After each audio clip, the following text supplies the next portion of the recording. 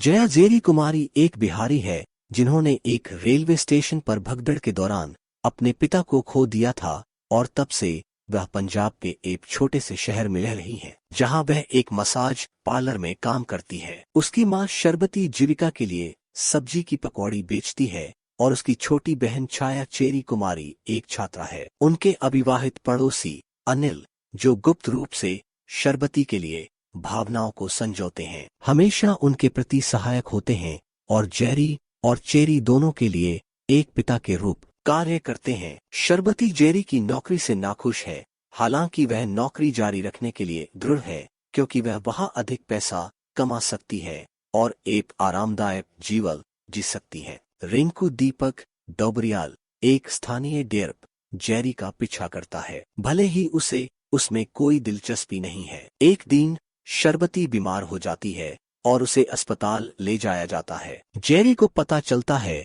कि शरबती को फेफड़े के दूसरे चरण के कैंसर का पता चला है। उसके इलाज और कीमोथेरेपी के लिए 25 लाख रुपए की जरूरत होगी। चिंतित जेरी अपने बॉस से ऋण का अनुरोध करती है लेकिन मना कर दिया जाता है। एक दिन एक दुकान से बाहर निकलते समय वह अनजाने में एक भगोड़े को टक्कर मार देती है जो वास्तव में एक ड्रग तस्कर है जो पुलिस से बचने की कोशिश कर रहा है लेकिन अंततः घायल होने पर पकड़ा जाता है। इंस्पेक्टर लाल ने उसे पकड़ने के लिए धन्यवाद दिया। तस्कर का मालिक टिम्मी और उसके गुर्गे मोहिंदर, दद्दू सिंह चांडाल और जीगर बाजार के बाहर जेरी का सामना करते हैं। तस्कर का मालिक टिम्मी और उसके गुर्गे मोहिंदर, दद्दू सिंह चांडाल और जीगर बाजार के बाहर जेरी का सामना करते हैं। टिम्मी जेरी को बताता है कि बाजार के आम शौचालय में फरार द्वारा कोकीन का एक ढेर छिपा दिया गया है और उसके आदमियों के लिए इसे पुनः प्राप्त करना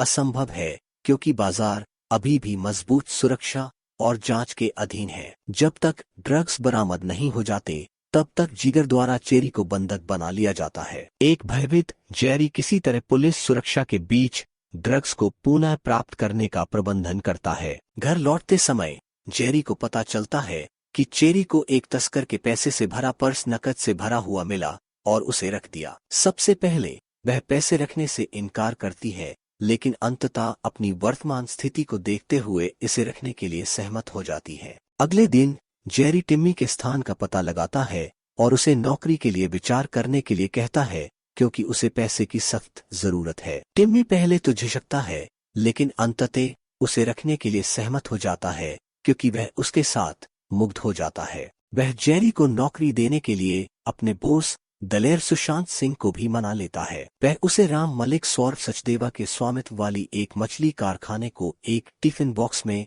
नूडल्स के भीतर छिपाकर ड्रग्स की आपूर्ति करने का निर्देश देता है की तुलना में अधिक कमाई करना शुरू कर देती है। पैसे का उपयोग शरबती के इलाज के लिए करती है जिसे उसने बताया है कि उसके मालिक ने ऋण स्वीकृत किया है। एक दिन जेरी इंस्पेक्टर लाल को मसाज पार्लर में देखती है और नर्वस फील होता है लेकिन पता चलता है कि वह मालिक का पति है। इस बीच टिम्मी के गुर्गों में से एक जेरी को इंस्पेक्टर लाल से छीन लेता है। नतीजतन एक पुलिस अधिकारी जेरी को उस बस में खोजता है जिसमें वह सवार हुई थी और उसे टिफिन बॉक्स में ड्रग्स मिली लेकिन उसे खारिज कर दिया क्योंकि बाद में उसे टिम्मी के लिए काम करने का पता चला जो अपने अन्य पुरुषों में से एक का उपयोग करके गद्दार की पहचान का पता लगाता है लेकिन दोनों को मारता है। जेरी का अनुरोध हिले हुए और सदमे में वह टिम्मी को जारी रखने की इच्छा नहीं रखने के बारे में बताती है और उसे अपने बकाया का भुगतान करने के लिए कहती है। टिम्मी उसे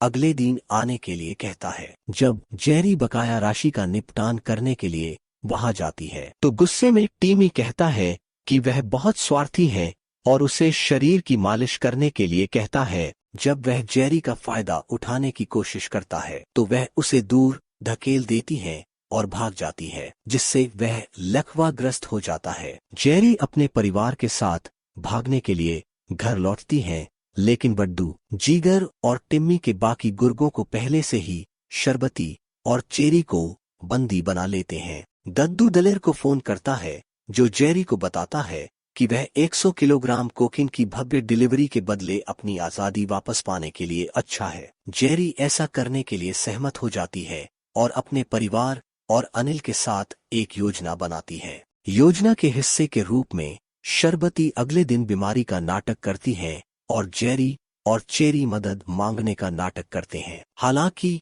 जब जीगर और क्षेत्र में मिनी वैन चला रहे एक गुर्गे के साथ योजना ठीक काम करने लगती है तो रिंकू गिरोह को पकड़ लेता है और जेरी की मदद करने की पेशकश करता है। आखिरकार वे शर्बती को बिस्तर के साथ उठाते हैं और उसे मिनी वैन पर बिठाते हैं। रास्ते में रिंकू को पता चलता है कि वे ड्रग्स की तस्करी कर रहे हैं जो वास्तव में बिस्तर के नीचे छिपा हुआ है, जिससे वह अपना आपा खो देता है। वे किसी तरह शर्बती की बीमारी का झांसा देकर पुलिस की जांच से बच जाते हैं और मछली कारखाने में ड्रग्स पहुंचाने और छोड़ने के लिए पहुंचते हैं। हालांकि दलेर को जल्द ही पता चलता है कि खेप का केवल 10% वास्तविक कोकीन था और शेष नमक था। इस एहसास से अवगत की बजाएंगे और उसका परिवार दलेर को बताया और वह तब तक सुरक्षित है जब तक वे बाकी के स्थान का पता नहीं लगा सकते। औषधिया बाय मलिक फिर से अनिल और रिंकू के साथ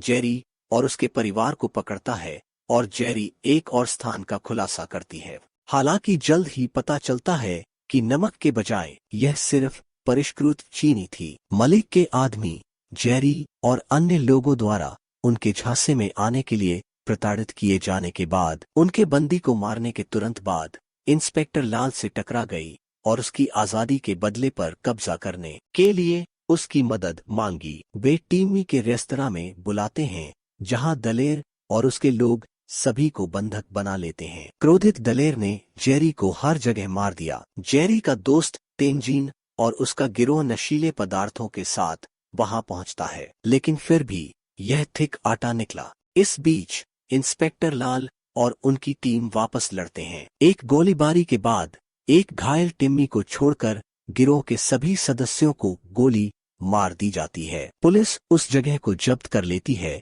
और जेरी घर लौटने वाला होता है, लेकिन इंस्पेक्टर लाल ने उसे बीच में ही रोक दिया, जो मांग करता है कि वह उसके साथ पुलिस स्टेशन आ जाए। जेरी उसे अपने सौदे की याद दिलाती है, लेकिन वह उसे ठुकरा देता है। विकल्पों में से जेरी उसे बताती है कि गिरफ्तारी की स्थिति में वह ड्रग्स के वास्तविक स्थान को कभी नहीं जान पाएगा। जैसा कि यह पता चला है, उसका अपना घर है जहां आंदोलन के लिए एक अलमारी रखी गई थी दवाएं। असहाय वह जेरी को मुक्त चलने की अनुमति देता है, जिसके बाद वह अपने परिवार और अनिल के साथ जगह छोड़ती हुई दिखाई देती है, यह कहते हुए कि इस दुनिया में जीवित रहने के लिए बस एक छोटी सी बहादुरी की जरूरत है।